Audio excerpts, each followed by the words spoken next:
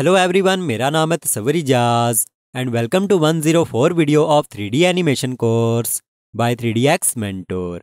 Last video में मैंने आपको डोप शीट के बारे में डिटेल से गाइड किया था और आपको ये भी बताया था कि डोप शीट टाइमलाइन का ही एडवांस वर्जन है।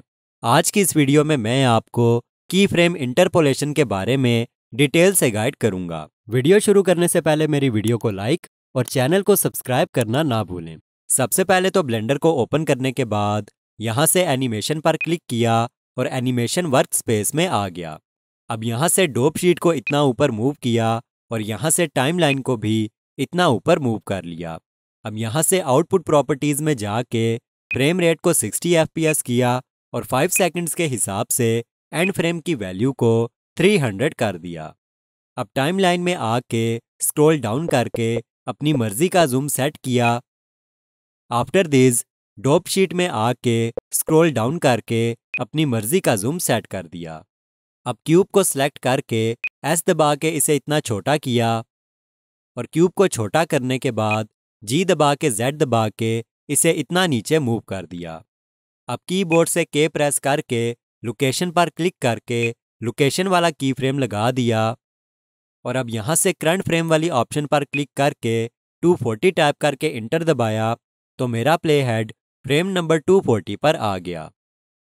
अब क्यूब को सिलेक्ट करके जी दबा के जेड दबा के इसे इतना ऊपर मूव किया और के दबा के लोकेशन पर क्लिक करके लोकेशन वाला की फ्रेम लगा दिया। अब बारी है की फ्रेम इंटरपोलेशन को समझने की। देखो, अगर मैं यहाँ से डोप शीट में आके इन की फ्रेम्स को सिलेक्ट करके टी प्रेस करूँ तो मेरे सामने की फ्रेम इंटरपोलेशन वाली मेन्यू ओपन हो जाएगी। इस मेन्यू में हमारे पास 3 सेक्शंस हैं। पहला सेक्शन है इंटरपोलेशन, दूसरा सेक्शन है हमारे पास ईजिंग और तीसरा सेक्शन है हमारे पास डायनामिक इफेक्ट्स।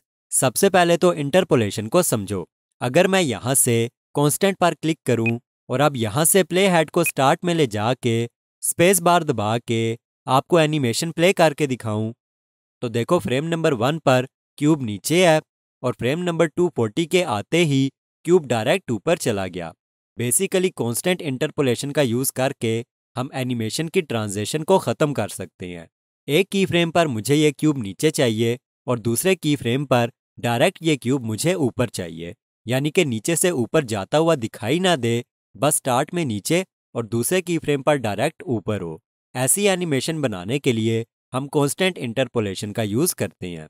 चलो एक एग्जाम्पल के ज़रिए आपको ये भी बता देता हूँ कि कांस्टेंट की फ्रेम इंटरपोलेशन का यूज़ हम कहाँ कहाँ कर सकते हैं। देखो, सपोज मेरे पास एक रूम है जिसमें एक LED बल्ब लगा हुआ है। अगर मैं स्विच से LED बल्ब को ऑन या ऑफ करूं तो या तो LED बल्ब ऑन होगा या ऑफ होगा।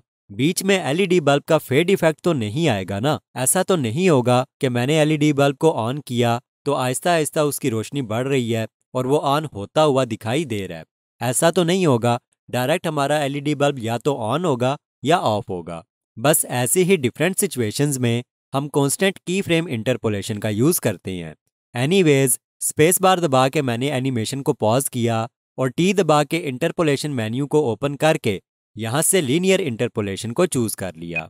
अब अगर आपको एनिमेशन प्ले करके दिखाऊं तो देखो हमारा क्यूब नीचे से ऊपर जाता हुआ दिखाई दे रहा है।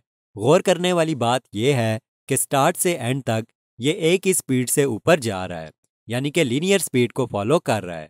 अब अगर मैं स्पेस बार दबा के एनिमेशन को पॉज करके टी दबा के यहाँ से बेजियर इंटरपोलेशन को चूज़ करूँ और अब आपको एनिमेशन प्ले करके दिखाऊं तो देखो स्टार्ट में हमारा क्यूब स्लो है, बीच में फास्ट हुआ और एंड में फिर स्लो होके रुक गया।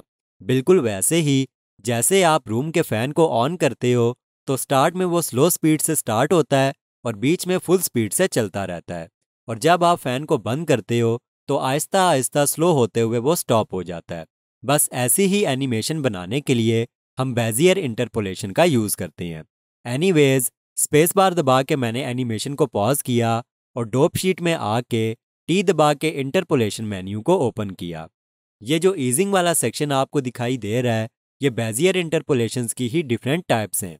आपका होमवर्क ये है कि इन तमाम इंटरपोलेशंस की प्रैक्टिस करो और ऑब्जर्व करो कि इनमें डिफरेंस क्या है।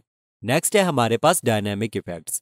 अगर मैं यहाँ से बैक पर क्लिक करके आपको एनिमेशन प्ले करके दिखाऊं तो देखो हमारा क्यूब नीचे से ऊपर जाते वक्त थोड़ा सा आगे निकल गया और फिर आगे जाके स्लोली सा मूव होके वापस अपनी उस पोजीशन पर आया जो मैंने की फ्रेम में ऐड की थी। एनीवेज, स्पेस बार दबा के मैंने एनिमेशन को पॉज किया और टी दबा के इंटरपोलेशन मेन्यू में जाके बाउंस पर क्लिक करके बाउंस को चूज कर लिया।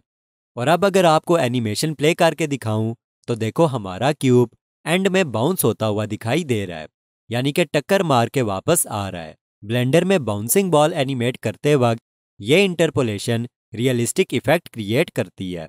एनीवेज, स्पेस बार दबा के मैंने एनिमेशन को पॉज किया और टी दबा के इंटरपोलेशन मेन्यू को ओपन कर लिया।